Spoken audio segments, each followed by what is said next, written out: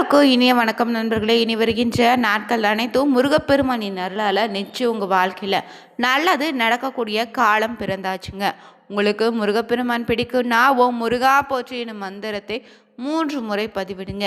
இன்னைக்கு இந்த வீடியோ பதிவில் எதை பற்றி பார்க்க போகிறோம்னா, திடீர்னு ஆண்டவனுடைய உத்தரவு பெட்டியில் பார்த்தீங்கன்னா மாற்றப்பட்ட 3 பொருள் என்ன, இந்த பொருளால் பார்த்தீங்கன்னா தற்போது நடக்கக்கூடிய இந்த வைகாசி மாதத்தில் மிகப்பெரிய பணமழை, அதாவது பணத்துக்கு பற்றாக்குறை இல்லைன்னு சொல்லும் அளவுக்கு வாழ்க்கையில் காசு பணம்னு அதிக அளவு சேரக்கூடிய 4 ராசிக்காரர்கள் யார் யாருன்னு தான் இந்த வீடியோவில் பார்க்க போகிறோம். மேலும் சிவன்மலை ஆண்டவனுடைய உத்தரவு பெட்டியில் புதிதாக மாற்றப்பட்ட பொருள் என்ன, அதனால் என்ன மாதிரியான தாக்கங்கள் காத்திருக்குன்னு தெரிஞ்சுக்கணுமா?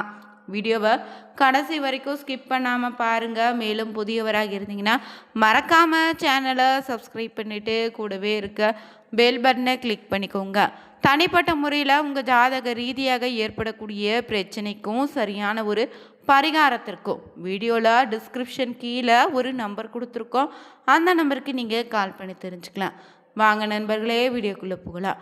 ஃபஸ்ட்டு என்னன்னு பார்த்தீங்கன்னா, இந்த சிவன்மலை ஆண்டவனுடைய உத்தரவு பெட்டியில் திடீர்னு மாற்றப்பட்ட பொருள் என்னென்னு தெரிஞ்சுக்கலாம்.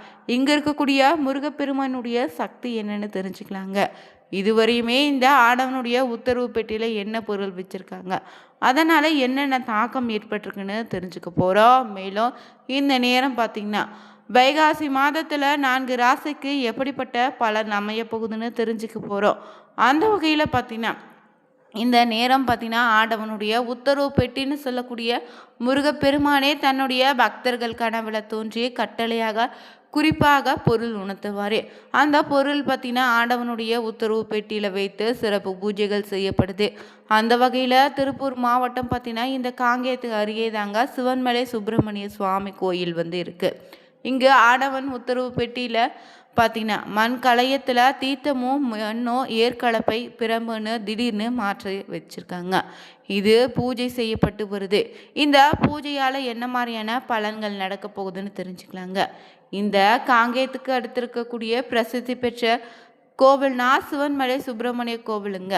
அருணகிரிநாதரால் பாடப்பெற்ற தலம்னே சொல்லலாம். இதனுடைய புகழ் ரொம்பவே வியந்தது. அது ஆண்டவனுடைய உத்தரவு பெட்டி தான்.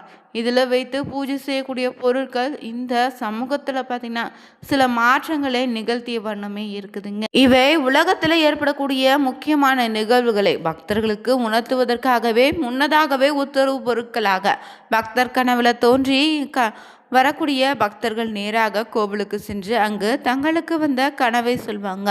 அவங்க சொல்வது உண்மையான சோதிக்க பூசாரிகள் பார்த்திங்கன்னா அங்கே இருக்கக்கூடியவங்க பூ போட்டு பார்ப்பாங்க. உத்தரவு கிடைச்சால் மட்டுமே பழைய பொருள் மாற்றப்பட்டு புதிய பொருட்கள் பார்த்திங்கன்னா வைத்து பூஜை செய்யப்படும். கடைசியாக பார்த்திங்கன்னா இந்த ஆண்டவனுடைய உத்தரவு பெட்டியில் மஞ்சள் பிள்ளையா வெற்றிலை பாக்கு அருகம்புல் எலுமிச்சைன்னு வச்சுருந்தாங்க.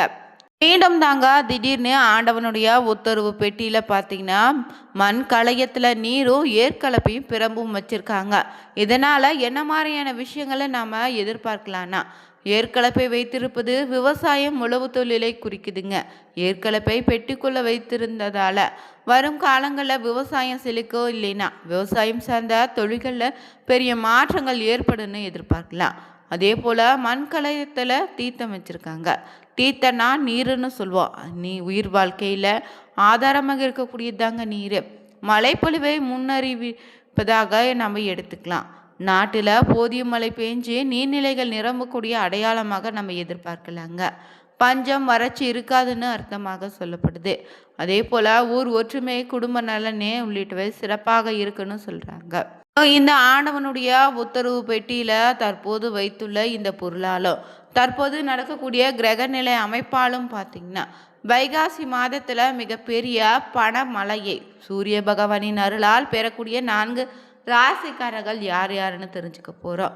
வேத ஜோதிடத்தின்படி நீங்கள் கிரகங்களுடைய பேச்சு தாங்க மனித வாழ்க்கையில் பெரிய தாக்கத்தை ஏற்படுத்துன்னு நம்புகிறோம்.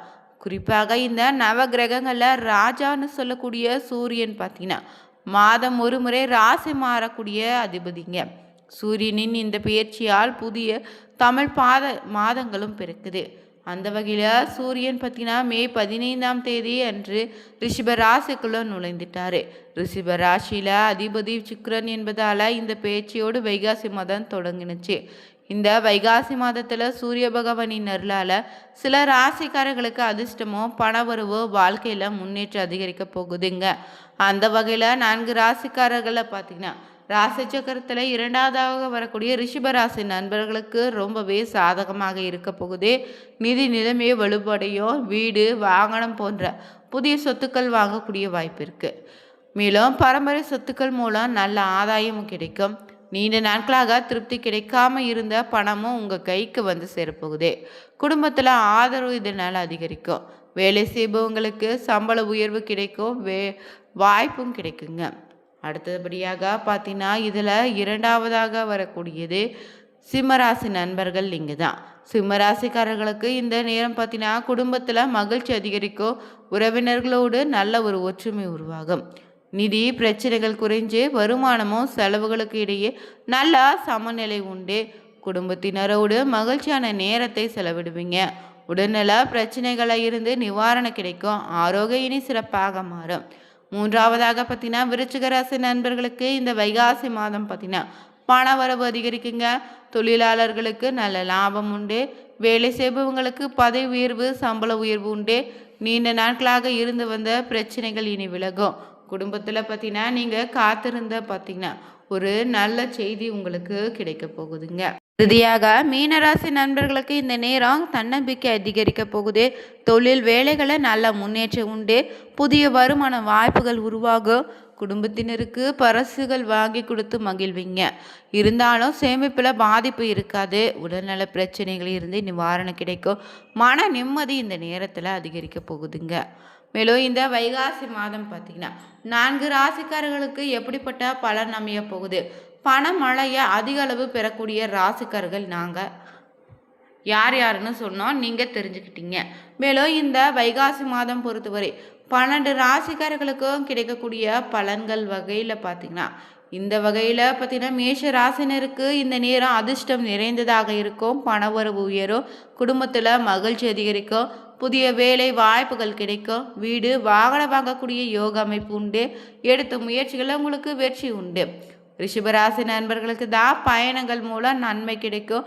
பணவரவு உண்டு. திருமண யோகம் உண்டுன்னு சொன்னோம். 3வதாக இந்த நேரம் பார்த்தீங்கன்னா மிதுனராசி நண்பர்களுக்கு புதிய வாய்ப்புகள் தேடி வரும். தொழில் உத்தியோகத்தில் முன்னேற்றம் உண்டாகும். பணப்புழக்கம் உயரப்போகுது. கடன் சுமை இதனால் குறையும். குடும்பத்தில் மகிழ்ச்சியான சூழல் நிலவும்.